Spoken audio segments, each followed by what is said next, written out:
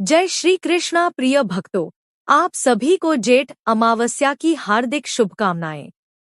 ज्येष्ठ मास के कृष्ण पक्ष की अमावस्या तिथि को ज्येष्ठ अमावस्या का पर्व मनाया जाएगा और इस बार यह शुभ तिथि 6 जून यानी आज है। साल में 12 अमावस्या आती हैं, लेकिन ज्येष्ठ मास की अमावस्या तिथि का विशेष महत्व माना जाता है। इस दिन वट सावित्री और शनि जयंती पर्व भी मनाया जाएगा और पितृ दोष व ग्रह दोष से राहत पाने के लिए यह दिन बेहद शुभ होता है। ज्येष्ठ अमावस्या के दिन पवित्र नदियों में स्नान, तर्पण, पिंडदान, जप तप, पूजन, दान आदि करने का विधान है। ऐसा करने से पितृ दोष से मुक्ति मिलती है और परिजनों पर पितरों का आशीर्वाद बना रहता है।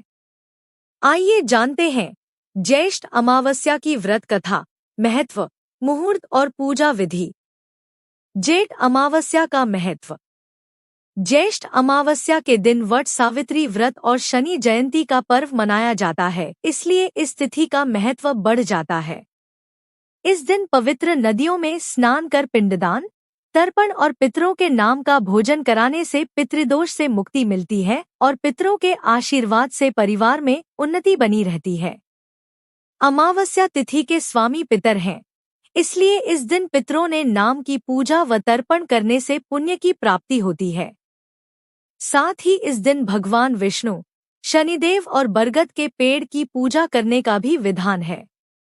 इस दिन न्याय के देवता कहने जाने वाले शनिदेव की जयंती मनाई जाती है, इसलिए शनिदेव की विधिवत रूप से पूजा अर्चना करने से शनि के अशुभ प्रभाव में कमी आती है और सभी कष्ट दूर होते हैं।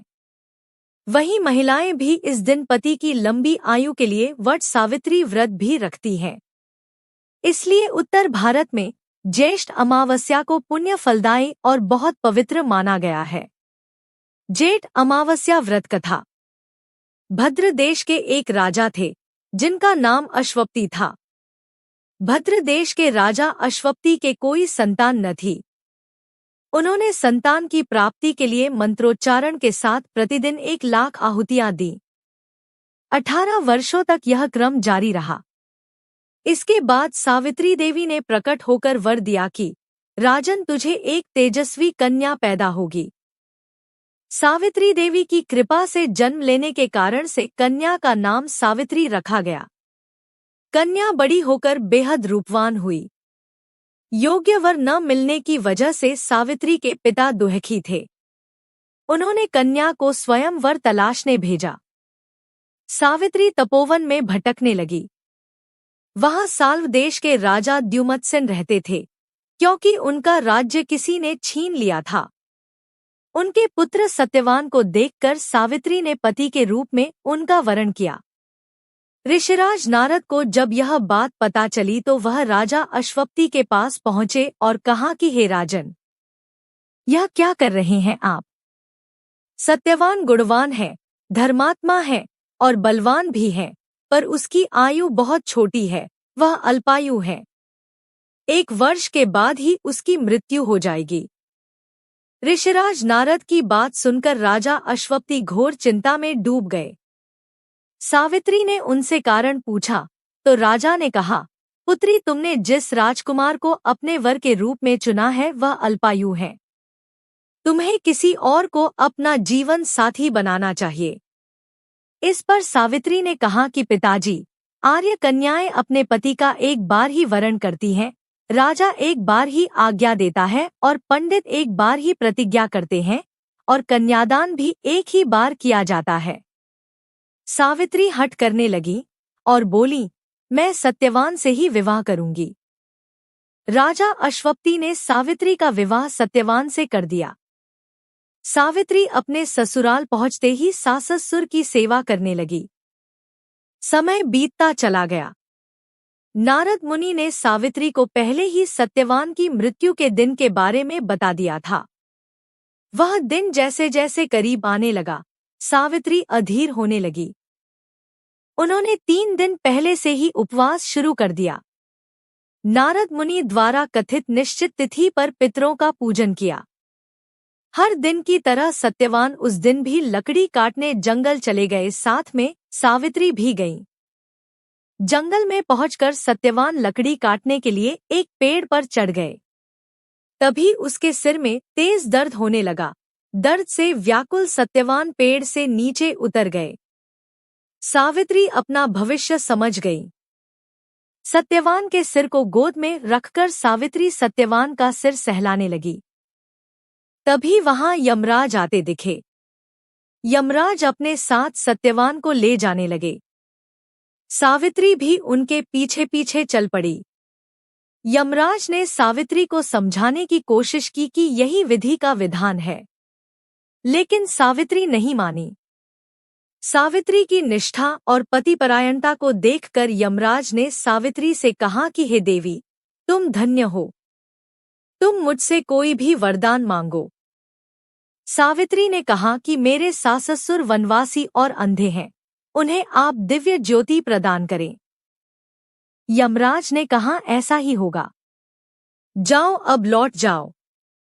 लेकिन सावित्री अपने पति सत्यवान के पीछे पीछे चलती रहीं। यमराज ने कहा देवी तुम वापस जाओ। सावित्री ने कहा भगवान मुझे अपने पतिदेव के पीछे पीछे चलने में कोई परेशानी नहीं है, पति के पीछे चलना मेरा कर्तव्य है। यह सुनकर उन्होंने फिर से उसे एक और वर मांगने के लिए कहा। सावित्री बोली हमारे ससुर का राज्य छिन गया है, उसे पुनः वापस दिला दें। यमराज ने सावित्री को यह वरदान भी दे दिया और कहा अब तुम लौट जाओ। लेकिन सावित्री पीछे पीछे चलती रही। यमराज ने सावित्री को तीसरा वरदान मांगने को कहा। इस पर सावित्री ने 100 संतानों और सौभाग्य का वरदान मांगा। यमराज ने इसका वरदान भी सावित्री को दे दिया। सावित्री ने यमराज से कहा कि प्रभु मैं एक पतिव्रता पत्नी हूँ और आपने मुझे पुत्रवती होने का आशीर्वाद दिया है। यह सुनकर यमराज को सत्यवान के प्राण छोड़ने पड़े। यमराज अंतर्ध्यान हो गए और सावित्री उसी वट वृक्ष के पास आ गई जहां उसके पति का मृत शरीर पड़ा था। सत्यवान जीवंत हो गया और दोनों खुशी खुशी अपने राज्य की ओर चल पड़े। दोनों जब घर पहुंचे तो देखा कि माता पिता को दिव्य ज्योति प्राप्त हो गई है। इस प्रकार सावित्री सत्यवान चिरकाल तक राज्य सुख भोगते रहे। अतः पतिव्रता सावित्री के अनुरूप ही प्रथम अपने सास ससुर का उचित पूजन करने के साथ ही अन्य विधियों को प्रारंभ करें। वट सावित्री व्रत करने और इस कथा को सुनने से उपवासक के वैवाहिक जीवन या जीवन साथी की आयु पर किसी प्रकार का कोई संकट आया भी हो तो वो टल जाता है।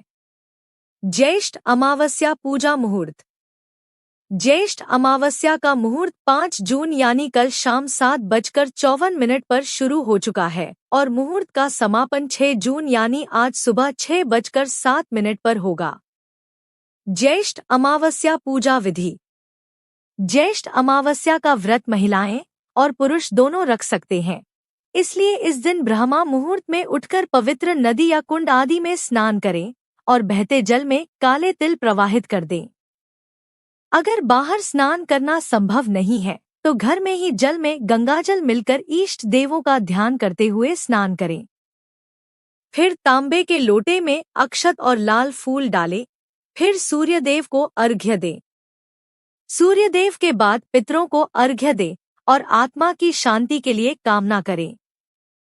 इसके बाद पिंडदान और पितरों के नाम का दान करें। ज्येष्ठ अमावस्या के दिन पीपल के पेड़ की पूजा करने का विधान भी है, इसलिए इस दिन पीपल को जल दें और अक्षत, सिंदूर और 5 तरह की मिठाई अर्पित करके 11 बार परिक्रमा भी करें। ज्येष्ठ अमावस्या के दिन शनि जयंती भी है, इसलिए इस दिन शनिदेव के साथ साथ हनुमान जी और भगवान शिव की पूजा अवश्य करें। शनिदेव को सरसों का तेल, उड़द दाल के लड्डू, काले व नीले फूल आदि चीजें अर्पित करें और दान भी करें। पूजा करने के बाद दान दक्षिणा अवश्य करें और गरीब जरूरतमंद व्यक्तियों को भी भोजन कराएं। अगर आपको यह वीडियो पसंद आई हो तो कमेंट बॉक्स में जय श्री कृष्णा लिखकर हमारे चैनल को सब्सक्राइब करके वीडियो को लाइक और शेयर जरूर करें।